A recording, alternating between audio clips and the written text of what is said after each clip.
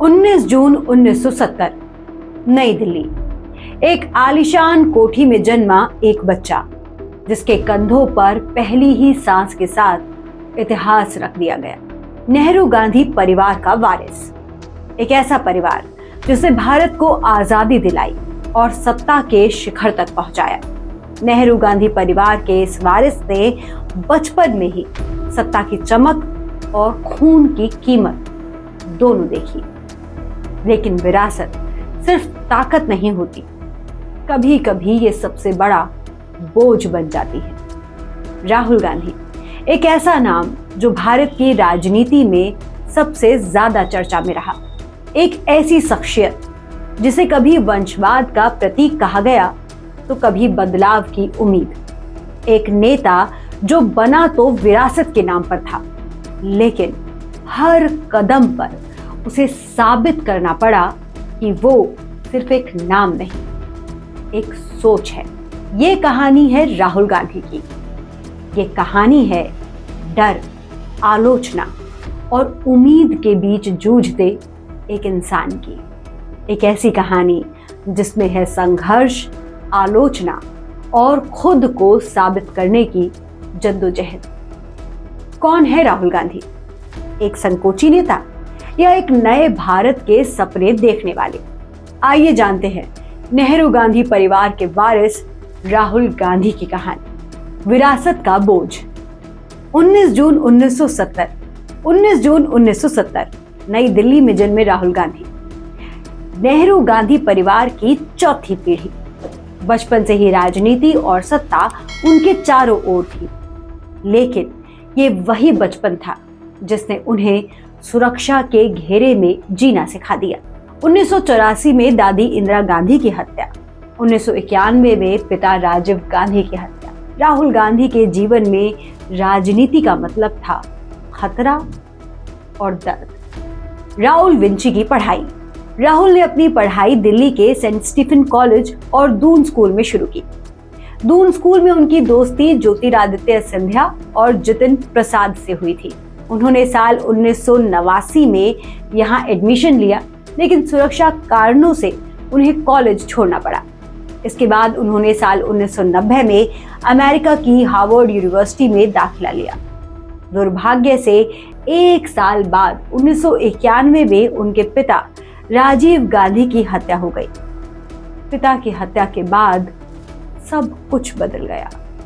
सुरक्षा कारणों से उन्हें अमेरिका के रॉलिंस कॉलेज भेजा गया, जहां वे राहुल विंची के नाम से पढ़े। पहचान छुपानी पड़ी क्योंकि यहां भी खतरे मंडरा रहे थे। 1995 में कैम्ब्रिज यूनिवर्सिटी से एमफिल किया और कुछ समय लंदन की एक कंसल्टिंग फर्म मॉनिटर ग्रुप में भी काम किया, लेकिन भारत की राजनीति उनके इंतजार में थी। राजनीति में पहला कदम। साल 2004 राहुल गांधी ने एक युवा चेहरा, आंखों में उम्मीदें और दिल में विरासत की छाया लिए अमेठी की गलियों में कदम रखा। ये सिर्फ एक चुनाव नहीं था, ये उनके पिता राजीव गांधी की राजनीतिक विरासत को आगे बढ़ाने की कसौटी थी। वो भारी मतों से जीते और तभी देश ने एक नया नाम याद रखा, राहुल गांधी। सियासी सफर की शुरुआत। कांग्रेस उन्हें नई उम्मीद के तौर पर सामने लाती है। साल 2007 में महासचिव, साल 2013 में उपाध्यक्ष और आखिरकार साल 2017 में पार्टी अध्यक्ष बनते हैं राहुल गांधी। लेकिन ये पद नहीं, संघर्षों से भरा सफर था। साल 2012 में उत्तर प्रदेश विधानसभा चुनाव हुए थे। उस समय राहुल गांधी कांग्रेस के चुनाव अभियान के प्रभारी थे। उन्होंने खुद विधानसभा का चुनाव नहीं लड़ा, बल्कि पूरे यूपी में कांग्रेस के लिए प्रचार किया और पार्टी को मजबूत करने की कोशिश की। साल 2012 के यूपी विधानसभा चुनाव में 200 से अधिक रैलियां करने के बावजूद कांग्रेस को सिर्फ 28 सीटें मिलती हैं। मीडिया में उस समय कहा गया कि राहुल गांधी की ये पहली राजनीतिक परीक्षा थी जिसमें वो पास नहीं हो पाए। लोग सवाल उठाते हैं, क्या उनमें वो करिश्मा है जो देश को आकर्षित कर सके? विवादों और आलोचनाओं का दौर। साल 2012 का उत्तर प्रदेश चुनाव राहुल गांधी के लिए एक कड़ा इम्तिहान था। उन्होंने कांग्रेस को जिंदा करने का बीड़ा उठाया। दलित बस्तियों में रात बिताना, नौजवानों के साथ लंबी बातचीत करना और हर जिले में रैलियां। उन्होंने वो सब किया जो एक नेता जनता के दिल तक पहुंचने के लिए करता है, लेकिन नतीजा उम्मीद के मुताबिक नहीं आया। कांग्रेस सिर्फ 28 सीटों पर सिमट गई। यहीं से मीडिया और सोशल मीडिया पर एक नया नैरेटिव बनना शुरू हुआ। विरोधी दल और ट्रोल आर्मी ने उन्हें पप्पू कहना शुरू कर दिया। हर छोटी बड़ी बात पर उनका मजाक उड़ाया जाने लगा। कभी उनके भाषणों के वीडियो काटकर तो कभी उनके बयानों को तोड़ मरोड़ कर पेश किया गया। लेकिन राहुल गांधी पीछे नहीं हटे। उन्होंने इस पप्पू टैग को अपनी कमजोरी नहीं बनने दिया, बल्कि खुद को और ज्यादा मजबूत करने की ठानी। साल 2014 कांग्रेस की ऐतिहासिक हार। कांग्रेस सिर्फ 44 सीटों पर सिमट कर रह गई।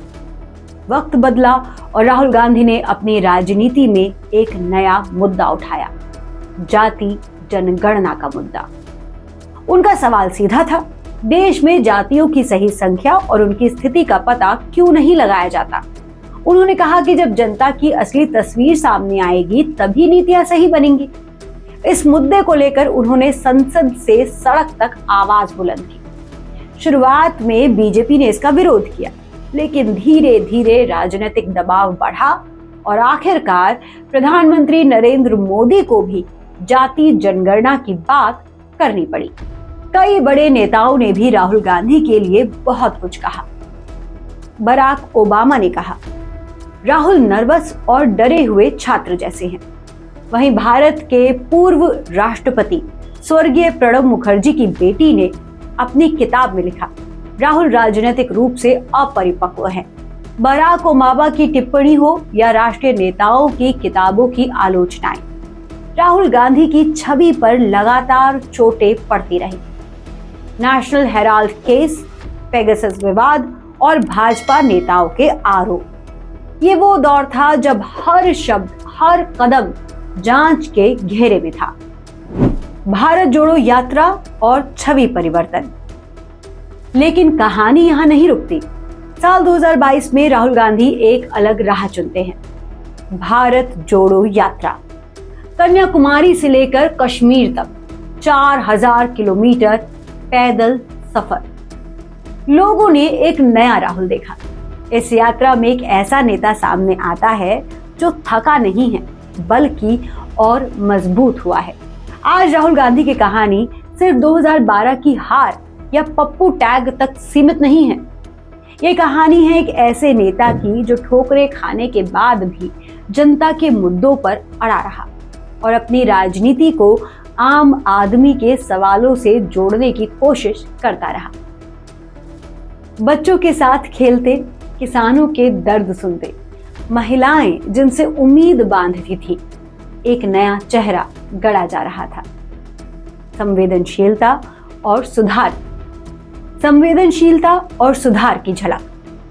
महिलाओं के लिए 33% आरक्षण की वकालत, ट्रांसजेंडर महिला को पार्टी में महासचिव बनाना, निर्भया केस में पीड़िता के परिवार की मदद करना, ये सब उस नेता की पहचान बनते हैं जो सिर्फ राजनीति नहीं करता बल्कि इंसानियत को समझता है।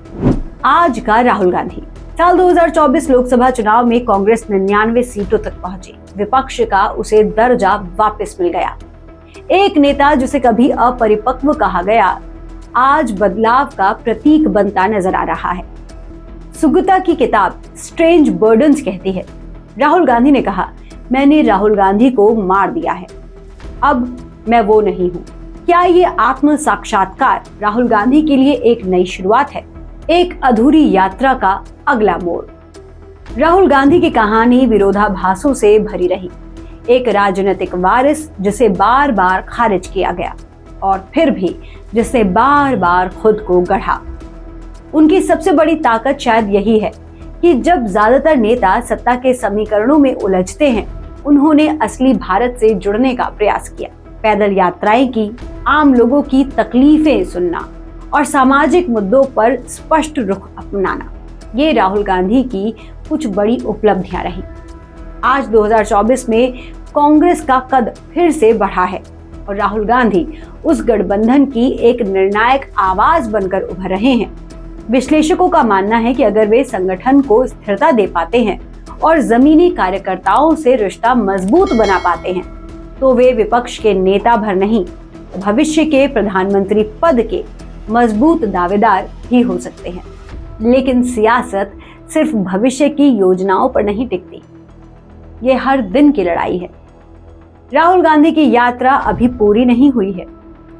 सवाल यही है कि क्या वे देश की दिशा बदलने में सफल होंगे या वक्त उन्हें फिर से किनारे लगा देगा। एक अध्याय खत्म नहीं हुआ है, शायद ये कहानी अभी शुरू हुई है। आपका क्या मानना है? कमेंट में हमें जरूर बताएं और वीडियो को शेयर करें। अगर आपको ये वीडियो पसंद आया हो तो इसे जरूर लाइक करें और कमेंट करके ये भी बताएं कि आप किस नेता या किस सेलिब्रिटी के बारे में पूरे तरीके से जानना चाहते हैं। तब तक के लिए धन्यवाद।